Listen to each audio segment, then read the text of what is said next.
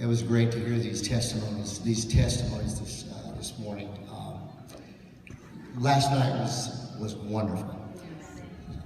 One thing you learn about leadership is do what you're asked to do. So I'm going to do what I was asked to do. And it's a great honor to officially introduce President T.L. Craft to you today. Obviously, my perspective has been extraordinarily blessed and wonderful. Remember distinctly going down Robinson Extension. Some of you remember Robinson Road, but probably never got on Robinson Extension because Brother Craft's mother lived right off Robinson Extension by the old Heinz General Hospital where Sondra K. Rooks was working when she was a student as a nurse there at Heinz General. But anyway, we were going down that road one day and I was not yet a member of the family. Actually, we're talking over 40 years ago at this juncture. If you got a timeline going here. Brother Craft, he's driving his blue Lincoln and he turned sharply into the hospital and he stopped and he looked at me with that half grin we've all seen. And he said, you know, they're offering to allow me to purchase the assets of PBI for a little over $20,000. There was a long pause, and I'd like for you to think about that because we know it ended up costing him multiplied. Now with the perspective of a grandfather, a man who's been preaching 45 years, I know how much it cost. I know how much it truly exacted from him physically, emotionally, financially, relationally. The dreams that he set aside, he could have built a dome as big as the Colosseum. But instead, he chose to invest in ministry. I have always loathed the reference that I hear far too often about my ministry and my work and my... But Brother Craft has truly given his life for other people's ministry. If you go to where he was born, and we've been there obviously, you have to be going there. When you're there, and you didn't get there accidentally. It's literally at the end of the road.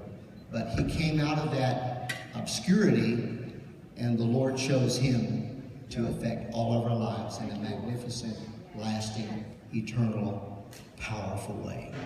Wow. One of his dear lifelong friends who was raised in the Alexandria church with Mary Francis, my mother-in-law, was in Jackson a few months ago, Carl McKellar.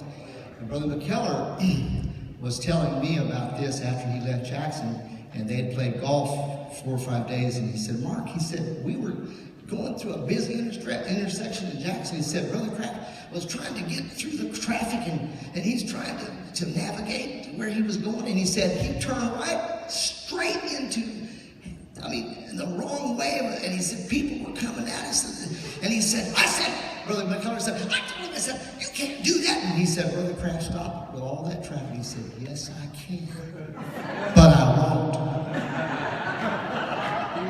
Now, all the singers took 30 seconds last night. So I'm going to say this. Brother Craft has given us a model and a paradigm for leadership.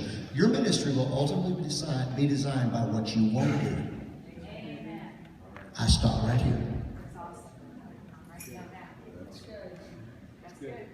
You can do anything. Brother Craft proved that. Tommy Lynn Craft proved you can do it. He proved you can do it. Have you ever borrowed $1 million for someone else's ministry? I'm asking you a question, yes or no. Stand up if you've borrowed $1 million for someone else's ministry. Get on your feet right now. We'll build a statue out here in front of the opera van. Brother Craft has. Some of you don't know this. Brother Craft was the #1 handball player in the state of Mississippi. Some of you don't know that. Did you hear what I said? A star quarterback from Ole Miss was his dearest friend in Jackson in the community for many years. And they would all tell me, said, "You're following up. He is the best handball player in our state." So he could go to Indianapolis, he could go to Georgia, he could go to Texas, he could go to New California and whip anybody's butt. And some of us came up in the racquetball era. I know Jeff did. I've watched Brother Kraft make shredded tuna out of so many strong, capable men 20 years his junior. Because he would just, in his mind, you don't understand. He knows every angle of that court. If a ball hits within 3 inches of here, he knows it's going to land over here. And that's the way he's led his life. He's stayed fit. He's kept his mind clear and strong. And he reads more books than anybody in this room.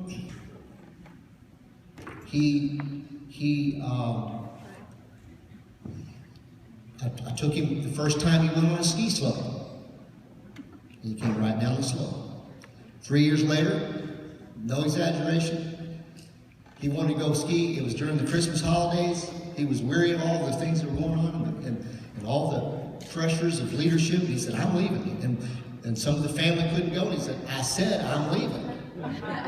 And he went on a ski vacation by himself in his 50s. We called him up between Christmas and New Year's. Yep, he's up there.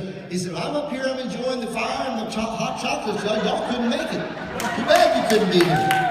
That's the kind of man he is. I won't let someone stop me if I want to do this. Your leadership will be defined by what you won't do. Ask Joseph. Yeah, you're good looking. Yeah, but it ain't going to happen, baby. That's what Joseph told her. "I'm out of here. You can have some of my garment, but you can't have my ministry." So I took him on his first trip to a golf course.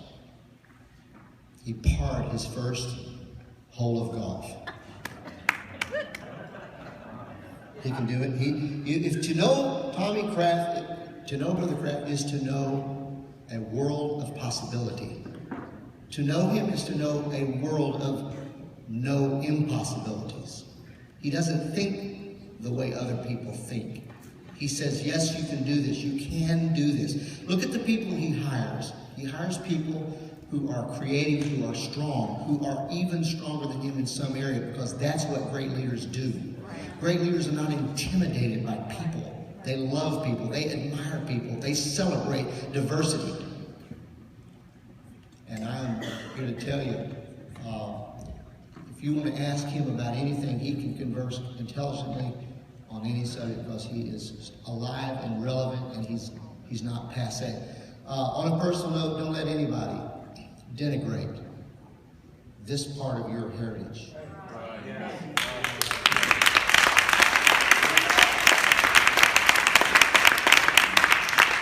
Don't let anybody, said differently, Ron, don't let anybody pour kerosene on the soil where you grew. Don't let anybody trivialize the investment you made by coming to Jackson College of Ministries, because that was significant to your being who you have become. Yes. Praise God. Praise God. So many things. It's what you can't tell right now because it's time for him to speak.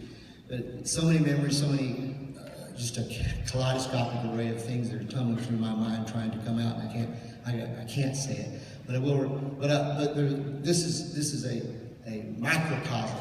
All of us love Daryl Johns, a wonderful, powerful, great leader. One time he was just coming out of JCM and joined the staff at the church, and he walked in. And of course, we all know Daryl. He works well from the list. Check it off, check it off, check it off, check it off. He was the first. What were those? There you see there. Talk to me.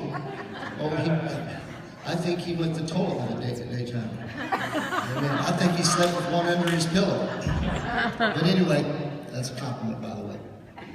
So one night he came into the office, and Lanny and myself and Daryl were standing there, and we're getting ready to pray to go out and begin church on Sunday night. And Daryl was all upset. He said, "I just don't know." And he was upset. He said, "I've got to talk to you, brother. I've got." And he was about a young person, a member of the youth group in Jackson.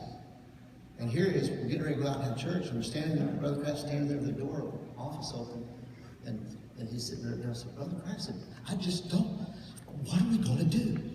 Brother Kraft, that same half grin, he said, Daryl, we could kill him, but what would we do with the body?